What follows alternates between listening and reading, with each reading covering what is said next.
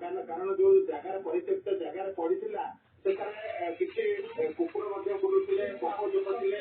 ତେଣୁ କୌଣସି ପ୍ରାଣୀ ଆକ୍ରମଣ କରିପାରନ୍ତି କିମ୍ବା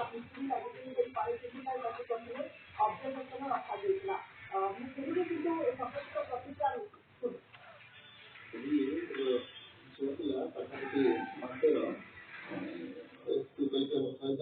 पुलिस मला रेस्पेक्ट କହିଥିଲେ ପିଲାଟି ବର୍ତ୍ତମାନ ବହୁତ ଠିକ ଅଛି, ଠିକ ଅଛି କାମ ଅଛି। ପିଲାଟି ରେସ୍କ୍ୟୁ ଯେତେବେଳେ ପହଞ୍ଚିଲା ଏଠି ପିଲା କଣ୍ଡିସନ ବହୁତ ଭଲ, କିଛି ଖରାପ ନଥିଲା, ଷ୍ଟେବୁଲ ଥିଲା, ଫିଜିକାଲି ଷ୍ଟେବୁଲ ଥିଲା, ସବୁ ଷ୍ଟେବୁଲ ଥିଲା।